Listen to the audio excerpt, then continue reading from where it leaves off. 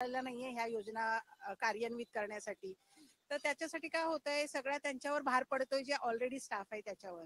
आणि मग त्याच्यामध्ये हा सगळा केओस चालूच आहे. आणि त्यातही मी तुम्हाला सांगू का, ही लाडकी बहीण योजना देण्याऐवजी ना, जर सरकारने आपले जरा आता बघा, आम्हा महिलांना सगळ्यात जास्त कुठं काम करावं लागतं आमच्या किचनमध्ये. तेच जर गॅसची प्राइस कमी केली असती, आमची लाईट बिलं थोडी कमी केली असती, तर त्याचा फायदा आम्हाला जास्त झाला असता. हे आम्ही 1.5 नाही घ्यायला पाहिजे आम्ही. 3 सिलेंडर सरकार म्हणतं आम्ही 3 सिलेंडर देणार. काय तर कसले ते 3 सिलेंडर आम्हाला नका देऊ ना. फ्री तर आम्हाला काहीच देऊ नका. जनतेला कुणालाच फ्री देऊ नका. कारण ऑलरेडी आपल्या देशाची, आपल्या समाजाची एफिशियन्सी फार कमी आहे. कशाला त्याला फ्री द्यायचं? मी तर म्हणते कोणाला काही फ्री बी ठेवूच नका. सगळ्यांना कष्टाला लावा. त्याऐवजी त्यांच्यासाठी रोजगार निर्मिती करा. आता कित्येक महिला बघा, आमच्या ह्या कोकणातल्या ज्या महिला आहेत अतिशय गरिबीत दिवस काढतात. कारण कोकणामध्ये काय होतंय, 2 पिकांशिवाय पिकं नाहीयेत आमच्याकडे. एक तर तांदूळ होतो किंवा फार तर आमच्याकडे नाचणी होते आणि त्याच्यातच आम्ही वर्षभर काढायचं असतं. त्याशिवाय जे आम्हाला तेला मिठाला पैसे लागतात ते आम्हाला मिळणं कठीण झालंय. त्याऐवजी आमच्यासाठी काहीतरी रोजगार निर्मिती करा. आमची प्रोडक्ट तुम्ही व्यवस्थित पैशाने घ्या. माझ्याकडे आंबे आहेत दादा, या वर्षी भले आणि माझ्याकडे काजू पण आहेत. पण तुम्हाला माहितीये, हार्डली मी 105 रुपये किलोनी काजू विकले. मला काय मिळालं त्याच्यामध्ये? मी वर्षभर त्याच्यासाठी एवढी मेहनत केली, त्याला सगळं खत पाणी घातलं, त्याला सांभाळलं, चोरांपासून त्याचं संरक्षण केलं.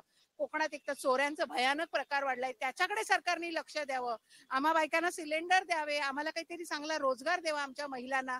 मी तर आता अभाव सरकार नाही, हे सरकार लोकांसाठी काम करताना दिसत नाहीये. हे प्रत्येक सरकारमध्ये जे नेते येतात किंवा मंत्री येतात ते म्हणतात आम्ही लोकांसाठी योजना राबवते. तर असं काही लोकांकडे लक्ष नाही. नाही नाही, ते योजना राबवते त्यांच्या परीने ते प्रयत्न करतात, पण ही पद्धत बरोबर नाहीये. हे जे फ्री बी आहे ना, ते नाही. तुम्ही आम्हाला लाईट बिल जे आता भरमसाठ वाढवून ठेवले बघा, अमुक एका ह्याच्यानंतर 11.5 रुपये तुम्हाला पर वॅट द्यावं लागतंय. किती भयानक आहे. कुठून आणायचे आम्ही पैसे? त्याच्यापेक्षा तुम्ही आमची लाईट बिल आहेत ती नियंत्रित करा. ही महागाई आज 100 रुपये किलो, 100 रुपये त्या दिवशी नाही सांगते तुम्हाला, अगदी सडके टोमॅटो 100 रुपये किलो होते.